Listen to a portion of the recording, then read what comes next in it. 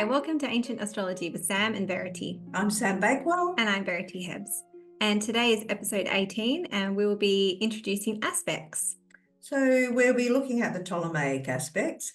And so that's the conjunction, sextile, square, trine, and opposition.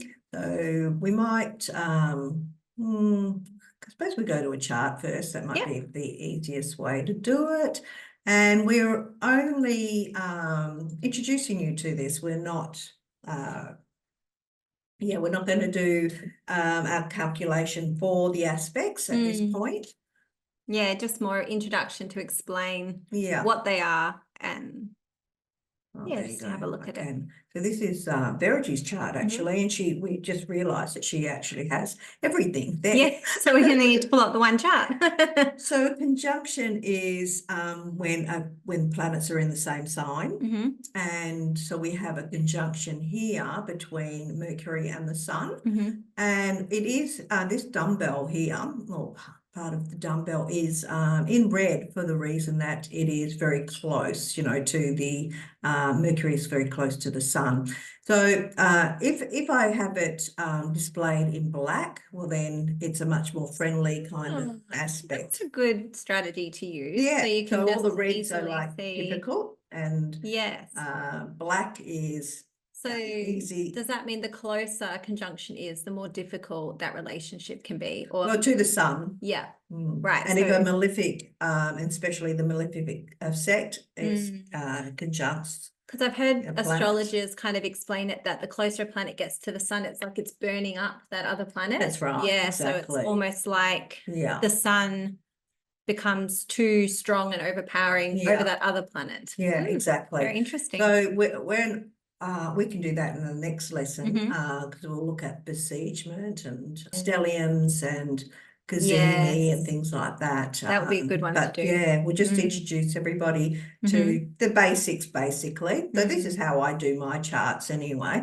Yeah, I like that strategy. That's clever. And a sextile, so that's a conjunction, and conjunction is of the nature of Mercury. So Mercury is very susceptible to other signs. Yes. So you really have to assess how well that conjunction is playing out. I find that a conjunction is always very easy. It's an easy relationship. So it tells me different attributes that the native might have. So okay, so let's say you're an Aries rising, so we're looking at the Sun as the exalted Lord. We would look at Mars, and then we would after we finish assessing Mars, we would look at the Sun. And there's a conjunction here with Mercury, so that not only brings in another person that is connected to you or close to you, but it's also attributes. It happens to be in the first house, so that it is an attribute anyway because Mercury is in the first house, but it's like a gift that's been given to you also, so verbal speech, writing, computer technology, all that kind of thing, maybe like because it's in Aries, quick thinking. Yes. Exactly.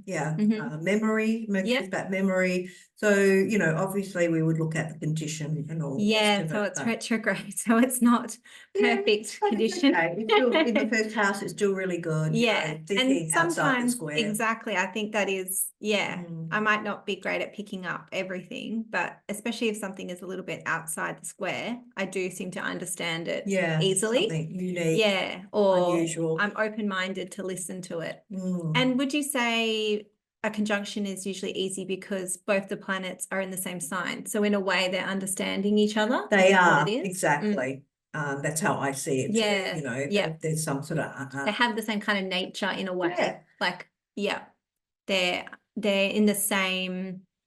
First of all, they're in the same house, so it's about the same things, and then it's also they're taking on a part of that sign, that nature of the sign. So we can also use our points. We can use the ascendant and the MC, the IC, the descendant.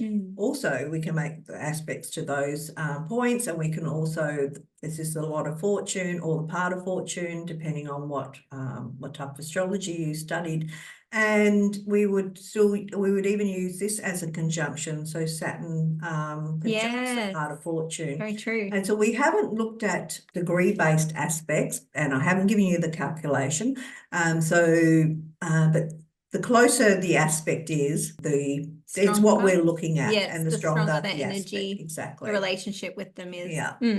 So just as an introduction, it's just in the sign. So we have 2 planets here in a sign, but you can see they're very, very wide. So even without doing a calculation, that wouldn't be a conjunction, but it is in the same sign. So it's kind of like there will be, how to explain it, kind of like the same, they've got that nature of Gemini because they're both in the Gemini house, but they might not really have a strong connection to each other, my Venus and Moon. No, that's right. Yeah. So especially if that's representing people or something like that, it might not be such a strong connection. Exactly. So the Venus people aren't making a strong connection with like with my the mother moon. or Exactly. With your mother, with your brother. You know, because it's also the house of my siblings. So exactly.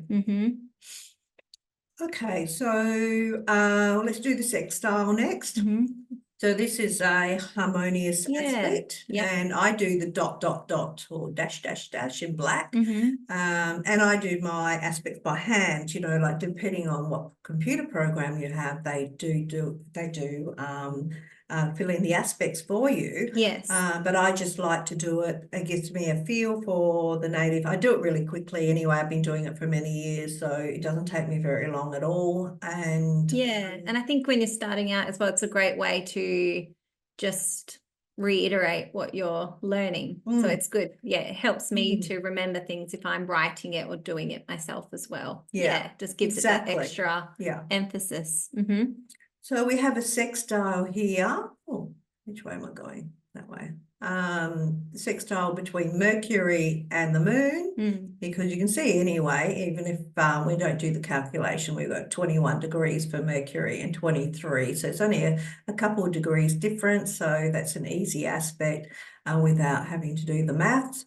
And we have the sun sextile the moon. So sextile is in relation to masculine and feminine. So any planets and it's a 60-degree difference.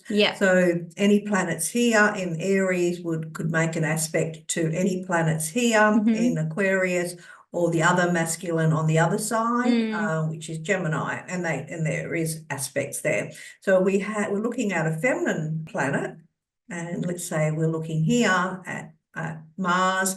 If there was a planet or a point here, we would that could make a sextile to that that house, or on this side to Taurus. So if we looked at Virgo, Virgo could make an aspect to any planets in this house and Cancer, or on the other side to Scorpio. And the same with the masculine sign here for Sagittarius. It could make an aspect to, if there was a planet in both houses, then it could make an aspect to Libra or Aquarius on the other side. So that's a sextile, so relating to masculine and feminine. And it is of the nature of Venus. So it's supportive, you know, it's an easy relationship. And sometimes, like, if there is a challenge, like let's say there was your malefic of sect was sextiling something else, you're wondering, there are some challenges. Like Saturn and my ascendant. But that's different because firstly it's in a good house, it's in good condition. Rulership. So if it was very like kind of like if my Mars was sextiling, if I had a planet from Mars to sextile, then what would that? Then it can still cause. I've got the perfect one for my chart because I have Mars in Leo in the 6th house, and I have a sextile to the moon in Libra in the 8th house, right? Because I'm a Pisces rising, so that I get a lot of gastro. You know, that's what so the Mars moon, stomach, Mars. You know, pains, problems to the stomach. So that has that relationship. It still causes that kind of thing for me, and digestion issues, food intolerance as well. So, but it's a sextile, so it's okay. You know, it's not. It's still from the 6th to the 8th though. Yes, so it's still something that's health. quite quite prominent. You know, it's still health, exactly, and not great houses. Yeah, for those kinds of exactly. things. So Yeah. this is different. Your setup is different. It's from a Yeah. friendly house, you know, and so it's Yes. a sextile to the ascendant. So any planets that are the lords of the ascendant, and any planets in the ascendant, any aspects to the ascendant or to the lords of the ascendant are gifts for the native. You know, there's something there, something that you're good at. Whether if the planet isn't in great shape, then it's saying it's a unique thing, something unusual, something different. Okay, so we have a sextile here to the ascendant, and did we do this? Did we do the ascendant to the moon? No, Venus. No. Okay, No. so we have Venus to the ascendant, very close degrees there. And we also have a masculine sign on the other side of Venus, which is Leo. And so we have Venus and Jupiter, which is a very lucky thing to have in the natal chart as well. So that's our sextile. So if we're looking at squares are 90 degrees and they relate to the quadruplicities, and they're normally something challenging or difficult. They can be a struggle, they can be demanding, and they're the nature of Mars. So some astrologers I've heard say things like something that you have to learn. Perhaps that could be the case. I'm not disputing that, but for me, I'm looking at an event, and is it an easy event or is it going to come with some struggles or challenges? Exactly. Or frustration. That's right. Kind of energy. Yeah. And so you have, you have a square to your ascendant. So that could cause some challenges, some anxiety. Yeah, it's an interesting one because it's Mars squaring my ascendant, which is a Mars sign, Aries. So it's got quite a lot of Mars energy, and it's a square. You anyway. Yeah, and it's a square also, but it's still connecting to the ascendant. So it's probably still causes you conflict and probably lack of confidence, you know, because it's a square and it's you. Yeah, definitely. But it's also someone else. It's also your father. It's also your bosses and your leaders, you know, so we would incorporate them as, you know, that they have given you something, but they're also challenging for you. You know, interesting. People can be challenging for you. Yeah, so in different points of my life, it'll play out with different people and different events. And so, yeah, that's interesting. And yeah, it makes sense. Anyway, so it can cause lack of confidence probably, but it's still a gift, you know, so you can still roll up your sleeves and just get on with it, you know, because that's what Mars wants you to do. Yeah, exactly. I definitely do experience anxiety with things, but then I usually will think, no, I've just got to push through and try anyway. And it usually works out for the best if I do that. And Mars is in Cancer, so it's a family sign as well. So, you know, this is incorporating the family. So it's never quite easy, you know, when it comes to the family, but it is who you are, you know, you're a Mars in Cancer and it is connecting to you. So, you know, whether you have to do something for the family or, you know, you're in a rush all the time or you incorporate a walk, you know, while you're with the family. So, but then they don't want to be on the walk. Or they trip over or something. Exactly. Yeah, I can see how that plays out. Yeah, so that's what happens because it's in fall as well. So, you know, so it's not perfect. Okay, so there's one square. Is that the only square that you have? Yes. I think so. Yeah. Okay. Yeah. So a square it's by quadruplicity. So that is cardinal signs. And the other cardinal sign would be an opposition anyway. Right. Or it could be if I had something in Libra, it would, if my Mars could. And so I find it interesting because in a way, they see each other because That's right. Yeah, they're exactly the cardinal. They're all cardinal. So at least they see each other. Yes. That's right. Yeah, it's an interesting aspect because there is that and it's tension, not as difficult. But it's exactly. It's not as difficult. Probably because the nature, they kind of understand each other with that quadruplicity. So yeah. So if we were looking at Taurus, we would look at the fixed signs, you know, and see if there's a square. and then of course the fixed sign on the opposite side would be the opposition. But if we're looking at another fixed sign, we would be looking at Leo, and then we would be looking at Aquarius, and the common sign, you know, apart from the opposition to the common sign, which would be another common sign, we would also have Pisces on one side, and we would have Virgo on the other side if there were planets there, you know, or points there to make the from planet to point or planet to planet.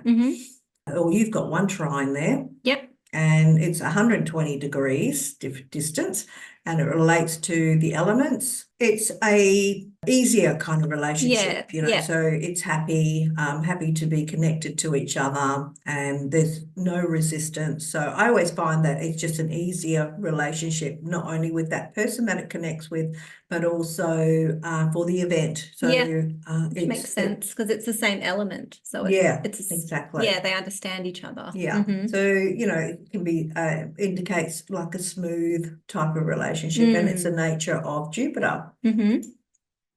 So we have here Jupiter connects to the ascendant by trine. I mean, that is also another gift for you. So that's, you know, Jupiter is about being optimistic and good fortune, good luck, you know, so there's that kind of thing that does happen to you. And also religious or spiritual kind of thing, education, all those sort of things, very important to you. It falls in your 5th house. So, you know, your children are important to you. Oh, very important. Yeah. Yeah, it's exact. It's 4-7-4-7. Yeah. Jeez. Yeah. Yeah. That's cool. So that is awesome. That's amazing. Definitely 5th house things are very important to me. I feel very connected to those things. So you also have Venus in a air sign and trine Saturn in an air sign. Pretty close in degrees here too. Yes. But see how it's 52 minutes. So 6 degrees, 52 minutes. It's actually moved past now. So it is what we call the separating aspect. So, but that's okay. It's still good. And it's still fantastic for your malefic of sect to be supported by your benefic of sect. Yeah. And the other benefic is also, even though it's an opposition, it's still helping Saturn. So basically it's telling me that the challenges that you face, something good happens, you're protected, you land on your feet, you know, you forgive those people, or it depends. You forgive them, or you know, during a particular event.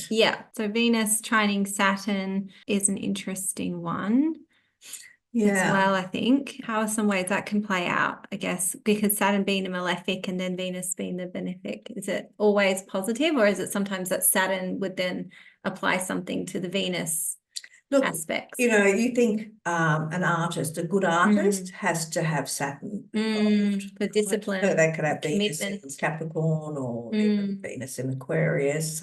Because you need to take your time, you need to get good at your skill, and that's what Saturn will do. It'll bring in that, and it's a trine. So somehow, some way, there is a time for you to do this creative things that you want to do. Venus in a mercurial sign in an air sign tells me that it's digital art or something. I mean, it will be art because you do paintings and things like that, but it's more so I would always be leaning towards digital sort of art. And so it gives you that time, you know, to do it and to find time to do it, and something that you enjoy doing. So that's one way it can play out with the creativity. Also, you know, Venus is about how we look, how we dress, you know, that kind of thing. And so Venus is it has no dignity. So it's something different and unusual, you know, the way you even do your art or your, but there's also this structure. So there's some sort of straight, seamless line, or there's like a, you know, traditional kind of way of dressing. So it's alternative, but it's also quite structured. Yeah, that's a good way to explain it. And I think as well, sometimes I want to dress a certain way or do my hair a certain way, but then I feel like, no, I can't because I have a job, or I have to look a certain way for certain social events. I don't feel like I can always dress exactly how I want to. And that's Saturn does come in and restrict that a bit, but it's okay. Because it's a trine, so it's all right. And it is okay for me too, because sometimes I'm like, actually today I'm glad I didn't dye my hair pink or something, you know. Because I actually Got that sometimes I meeting. want, yeah, and That's sometimes right. I actually like having natural. So it does actually change, which is probably mercurial, what I want anyway. So it's probably good that I don't always jump to those more impulsive kind of decisions when it comes to my hair or what I choose to wear. Yeah. Yeah. And Saturn is in Aquarius, so it's traditional, but it's something different. Yes, right? exactly. So it's not your quite normal. strong in me to It's not want Saturn in to. Capricorn. No, Yeah. so it is strong in me to want to, dress a little bit alternative And and you different. will do. You Yes. will do. There will be something Yeah, different I try and push than it a little everybody bit. else. Yeah. Yes. Yeah. Yeah, that's a really good point. I like that. Very cool. Yeah, I mean, and everything else that Saturn stands for, even gifts, you know, so there's that time, you like to take your time to find a gift for somebody. It's a trine. So you do find the time somehow, some way. There is a time in your very busy cardinal life, you know, with your cardinal rising and your two lords in cardinal signs, there is the time to find the perfect gift for that person. You know, so those things are also important, but come into this these events and also this explanation, you know, of the trine. Very true. Yeah. So trine is by elements. So we could have a trine from even the ascendant. Well, we do the ascendant to Jupiter, of course, and any other planets here. And if there were closer degrees to Leo, all these planets would make an aspect to that. Or if I had something in Sagittarius, the other fire sign, exactly. Yeah, earth signs, you know, the earth signs all can trine depending on the degrees, how far away or how close they are to each other. Okay, so that leaves us with the opposition, which is 180 degrees, which we just introduced you to a little bit when we did the quadruplicities. Yeah. And it represents obstruction, denial, and sometimes a blockage. It is an impediment, and it can be you have no choice over the matter. Yes. But and it's the nature of Saturn, but I also find that it can make you feel compelled to do something, especially when it has something to do with the Lord of your ascendant. Yeah, that would be very strong. Yeah, or that planet is in the first house, you know, I find that you feel compelled. So people that I've seen that have had opposition between their ascendant and the descendant, so that would be the partner. Yeah. And themselves, you know, there's something that's very different from them and then their partner, you know, but they're compelled to be with that different person. Somebody who, like, just take my case with my husband and I, you know, I have that opposition as well. You know, but so much of our personality is so different. You know, we both like different things. He likes fishing. You know, I'm not really a big fisher person. So you know, saying opposites attract. Yeah. Yeah. I mean, there's so many things I could talk about, but you know, this is what I'm attracted to, somebody that's different to you. Yeah, very different. different. And so, of course, because it's different, there'll be that friction. It'll rub you up the wrong way, or you won't understand them always. But then it's like at the same time, like you said, you're compelled. So even if, for example, you were someone who were in a lot of relationships, it would always be then, if that was the case, with someone who's different. And so it's cool to understand that about yourself, because then you can kind of be like, okay, this is obviously a frustration that's part of my life. So you just got to find the right person to have that with, someone who it's not awful. Yeah. And automatically, you know, you would tend to be attracted to people like that anyway. And it would probably not even, because it's other people as well. So you would probably find, just in general, you would meet a lot of people when you're out and about who are so different to you, but yet you like them, or you like something about them, and they like you. So it's mutual. And I think people that are born with oppositions have a different approach as well. Yes. They realize they have they don't have control over everything in their life. I certainly know a lot of clients that I've talked to about their oppositions. You know, that's the thing, they've learned it right from an early age, you know, from childhood. Yes. And would that be because they can you can in yourself see it because it is seen. And then also because there is that lack of control, you almost start to notice it. You're like, well, this keeps happening. It's like a pattern. It's reoccurring. And so can make you very weary. And if it's Saturn, it's very almost weary like of people, like especially if you have you know, like Sun Saturn oppositions, you know, because then as a woman you're always a bit concerned about men, you know, because Sun is men, and yeah.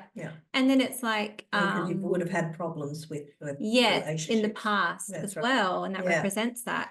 And then I guess it's an interesting one. And I think with Saturn, it's binding. So it's like if you try and fight against it, it'll just keep coming up anyway in your life. You can't. So in a way, it's kind of like you've got to figure out. Well, timing has a lot to do with all these events, you know. So you don't live this all the time. No. You don't live these kind of experiences, you know, those really difficult experiences.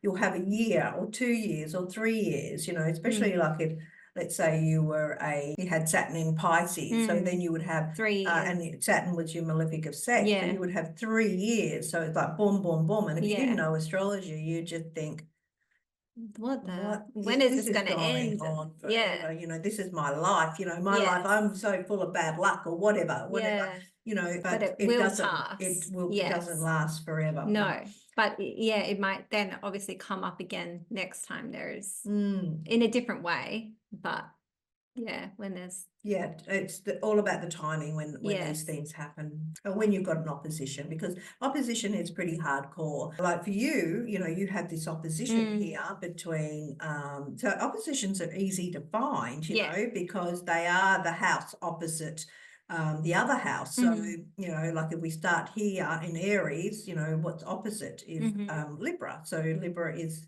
if you have a planet here and you have a planet here and it's close into degrees, it's a real no-brainer that that's an opposition. Yeah, and I even find when there's a lot of stuff going on transit-wise in Libra, stuff will happen to my, like, you know, my car will break down or something because it's Mercury.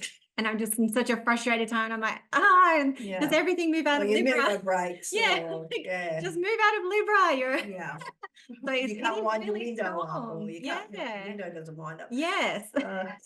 Frustrate. So even for brief moments of time. Exactly. If it's hitting it, it's opposition. I know. It's amazing when you're so aware of things and you think, oh, here we go.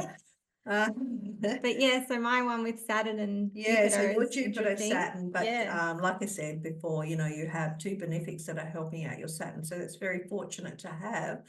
And but it doesn't take away from different experiences from this opposition. You know, it's still going to cause, you know, some uncontrollable situation. And as you can see, you know, I haven't got to the applying and separating and teaching that, but it is an applying aspect, and so that is even more, I don't know, for an astrologer, it's just something that we take more notice of, an applying aspect. Yeah, it's like a stronger connection, isn't it?